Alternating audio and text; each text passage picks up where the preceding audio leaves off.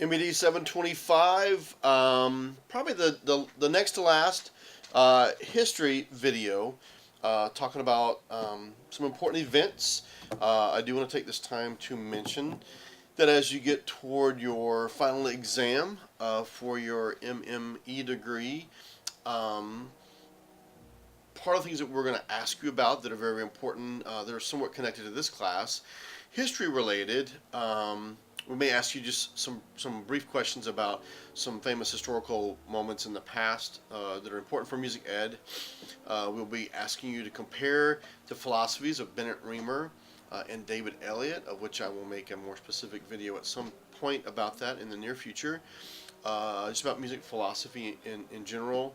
And then maybe something about some incredibly important events that have happened, let's say, since 1950. For this video, I want to go a little bit before that. I say a little bit, back to World War One, and talk about some things that were incredibly important for music ed.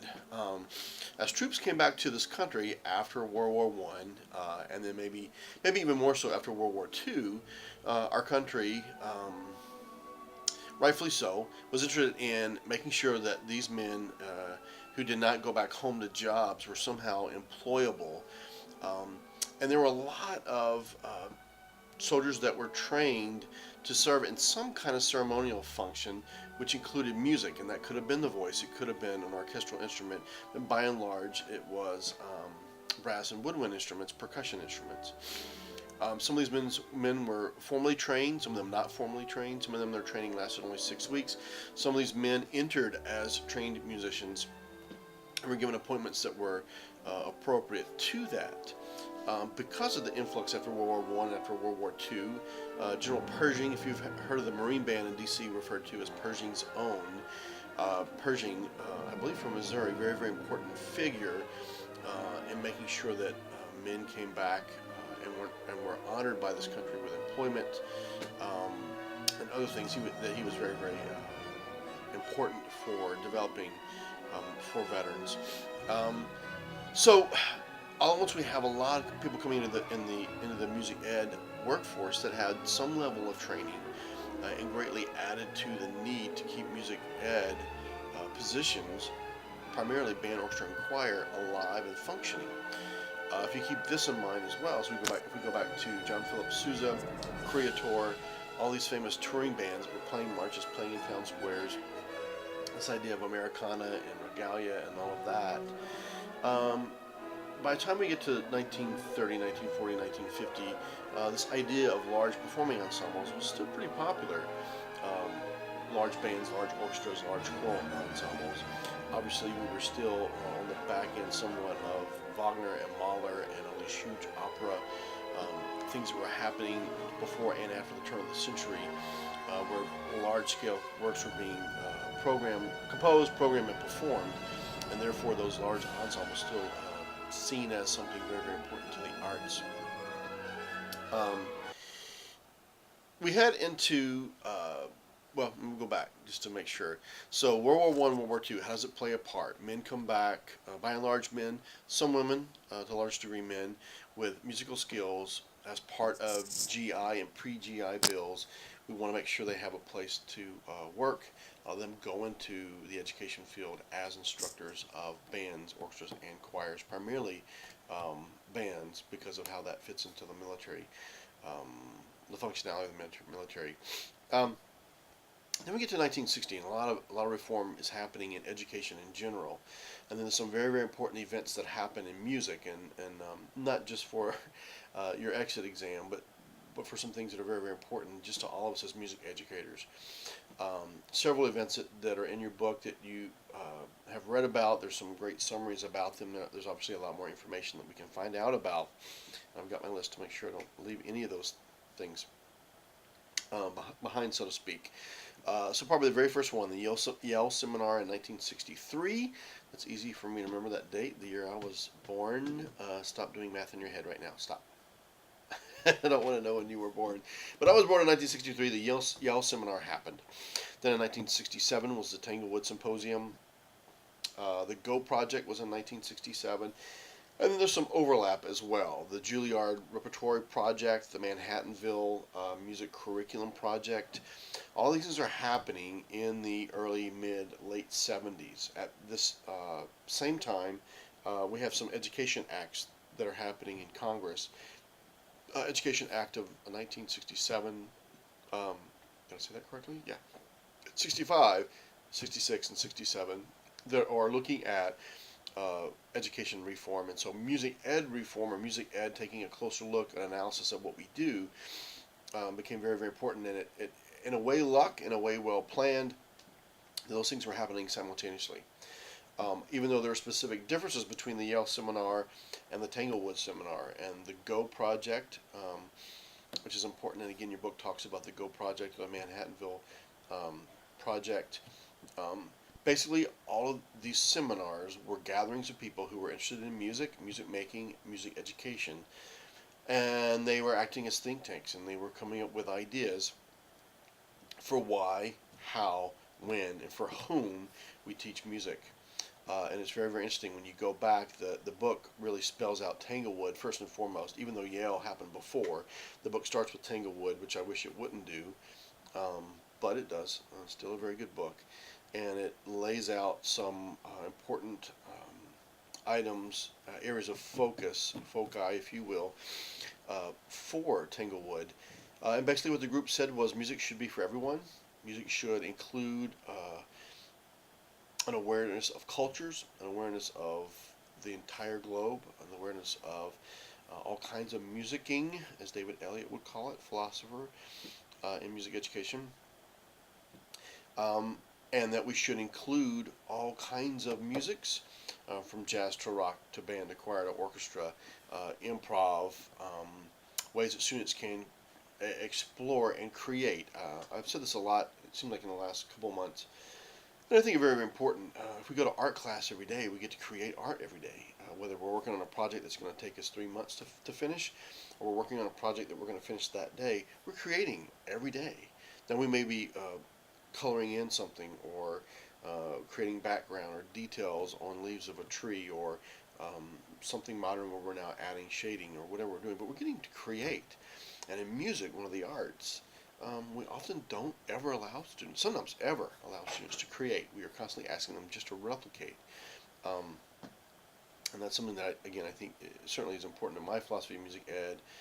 For some of you, reading your philosophy is very important to you as well, that we allow them to express themselves creatively, and not just because we tell them how, but we allow them to go through this process of kind of self-discovery to see how they can create and how they can think creatively, interpretively on their own.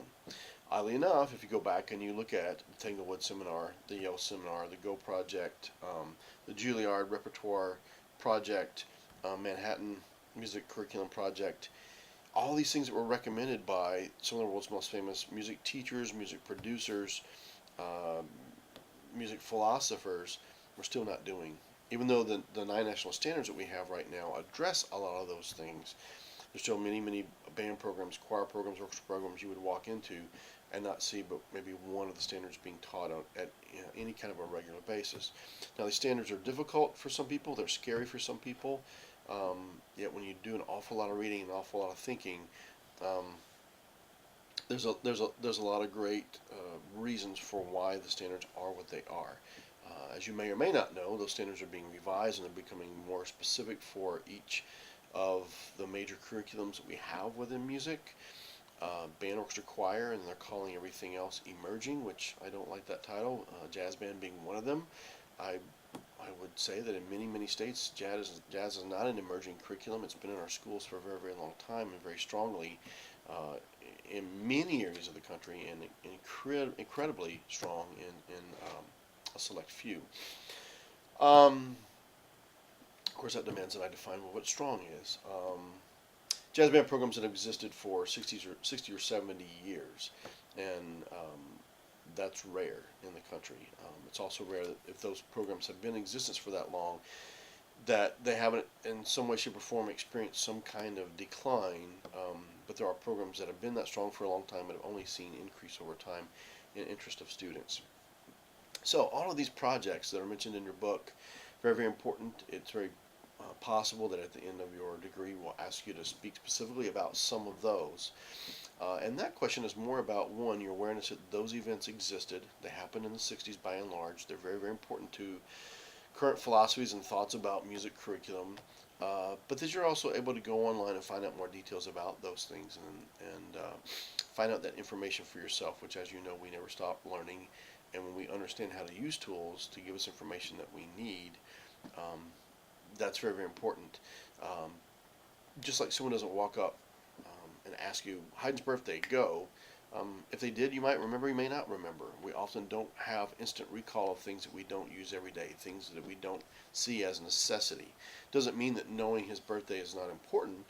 I would argue that maybe the most important thing to know about him is the period in which he worked and composed, and who he influenced and who influenced him.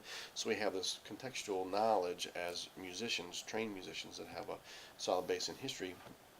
The exact dates may not be a necessity for us. So knowing all these things in great detail right now, not a necessity, but it's important to know that they were important and they happened in the 60s. Some things obviously have happened since then, as MENC has gone through changes and is now called NAFME. There's a lot of things that have happened, a lot of think tanks that have taken place. One of the more famous think tanks was MENC's Vision 2020. I believe that happened in 1998.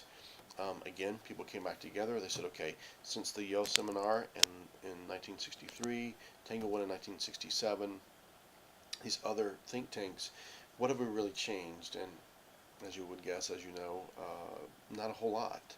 The national standards have come about. We've tried to add more things to the curriculum, or at least expand how we use our curriculum, curricula, plural, for all the different areas in which we teach music ed. And maybe because, this group says, maybe because we haven't been doing those or responding to all these think tanks, in some cases we find ourselves in the positions that we're in. We're still justifying music, to keep music programs in our schools, and that musicians, by and large, music educators, are not on the same page. You visit any one director in any one school or state or county or parish, I must say, being from South Louisiana, and we don't all agree why music's important, why music making is important, why certain curricula are more important maybe than others, or why being creative or allowing students to be creative or improv or not is important. And I think to some degree, until we all get on the same page, it's going to be really hard for us to continue to advocate what we do, not only for ourselves but for each other, because society doesn't see those with the powers that be, those in charge of money and state curriculum and funding.